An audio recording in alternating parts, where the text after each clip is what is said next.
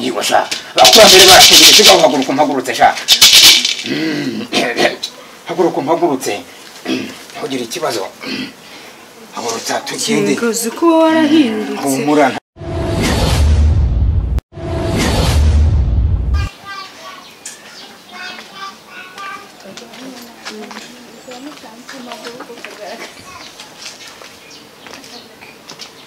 Stefani nk'ahantu uzanye noneho bimeze bite wowe kwera ndi aha ni kwa Makenga Makenga wundi wambwiraga Makenga njya mubwira wow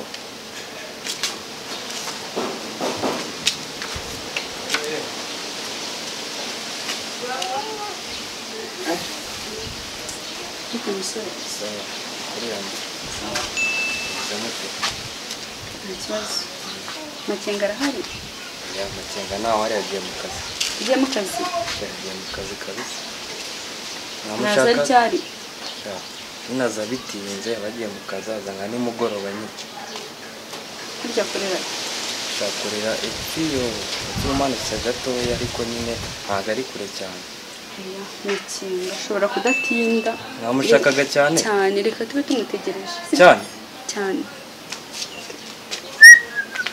burya boss azi ibyana byiza we boss yandura aha ni kwa Makenga Makenga uramukunda cyane shajya Makenga ndamukunda n'umutima wanjye wose gusa kucyumva ko ukunda Makenga kandi ubizi neza ko afite umugore shajya niwe jya ugabanya ibintu by'ubwana ndabizi afite umugore ariko ndamukunda urukundo ni ibintu byiza na baby ndamukunda cyane kuma hajya Makenga ugakora ikira Makenga nanjye ubu sinzi ikintu akora ko numva ngakorera ahantu mu bikari Makenga ya ndaza kuzamenya akazi akora ariko ibyo yakora byose ndamukunda aho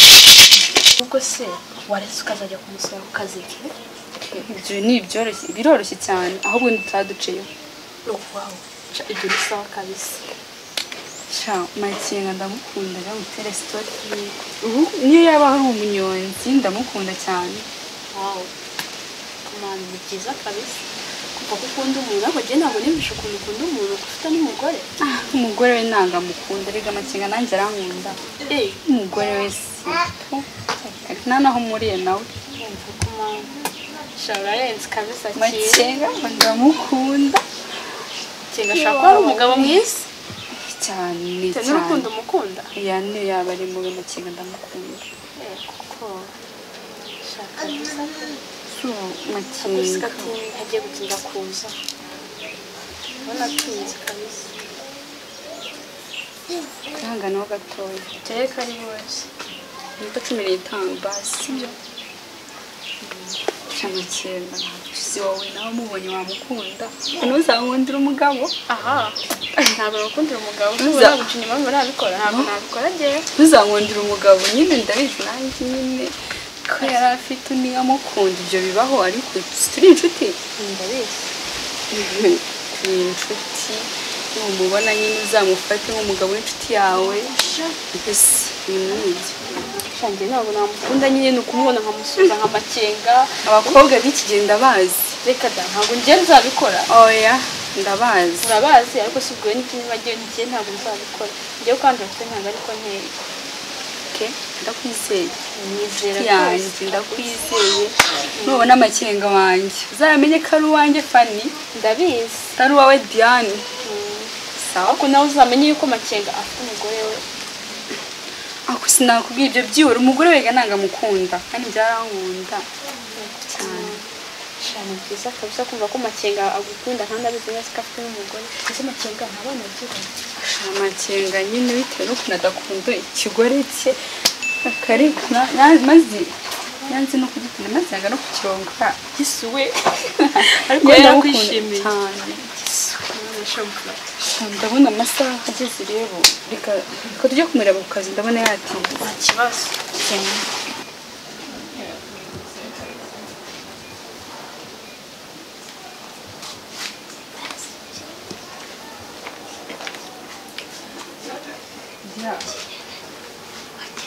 iri zuba ryumva shampoo ateye ubwoba cyane siko ntasa ndeba kubera izuba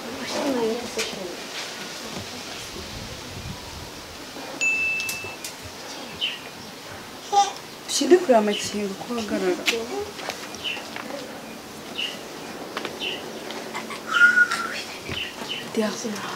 numva umutima urya ko kujya guhura n'ukunda ntabwo mbizi umutima uri kundya ndumva n'inyota nyinshi ariko umugabo wanjye afite akazi ratugura n'agafaranga umugabo wanjye afite akazi rwose reka twubu tukizi twizere ko nyine turi mbona akazi wenda ashaka gukora akazi gakomeye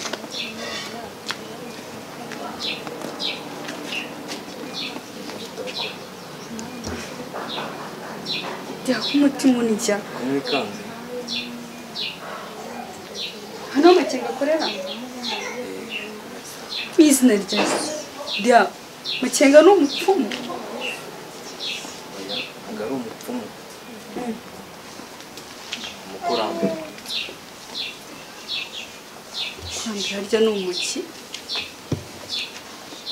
Kurambere. Yarimwibariza.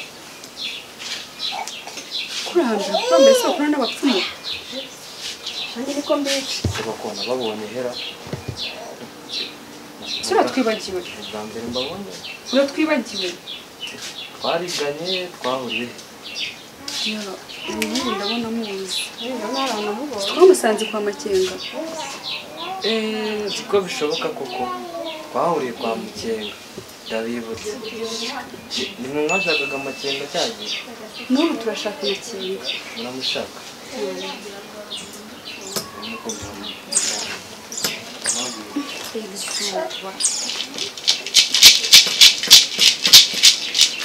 Kwakwani.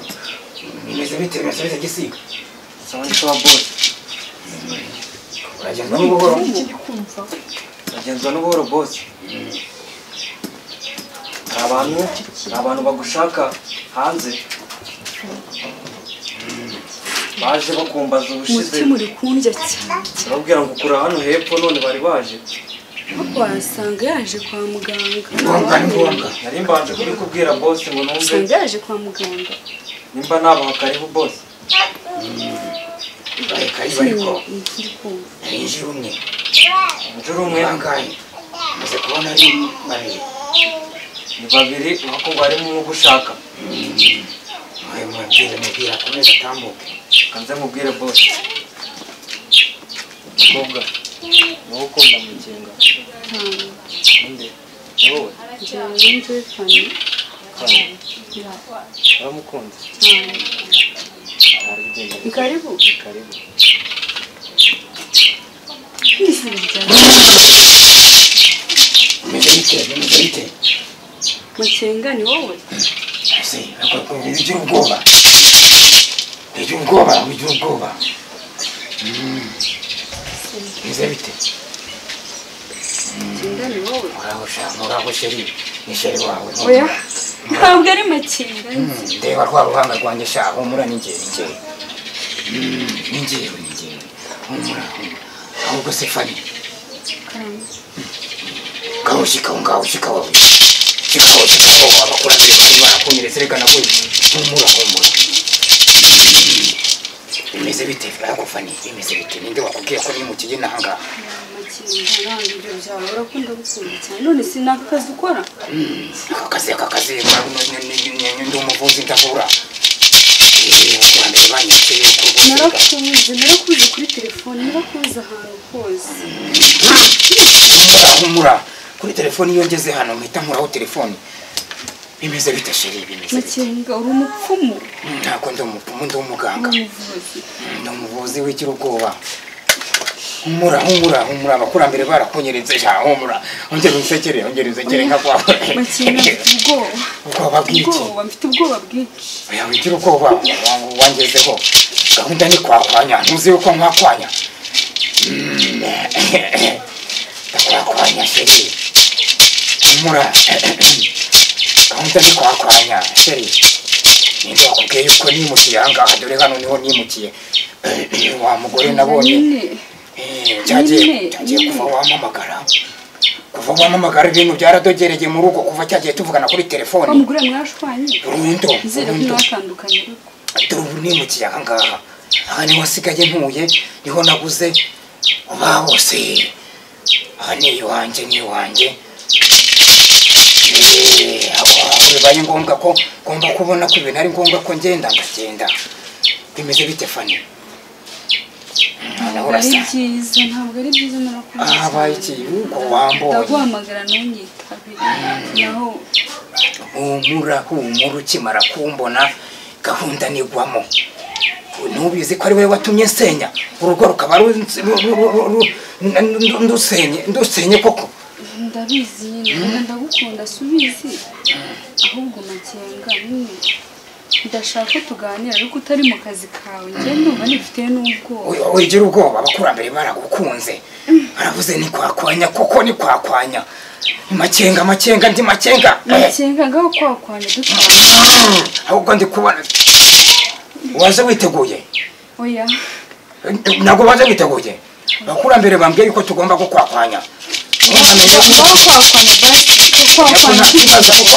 telefone wakomeze warampamagaye nari ndi mu rugo gutya ntagiye mu kazi umugore buriya sinjye nkunda kuganira nawe cyane iyi ntambara kubera telefone urakumva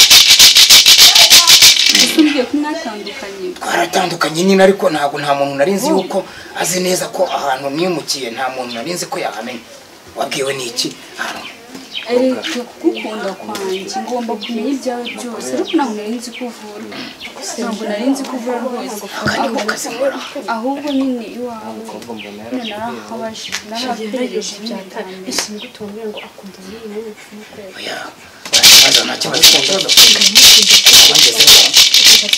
ni amahoro turabikora neza humura wenda wamaze kureba wakurambiye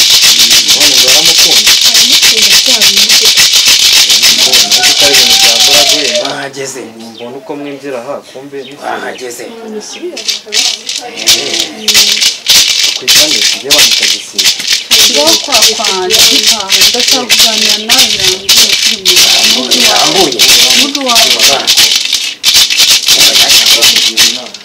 noneho yarananiye akunda umva cyega byabo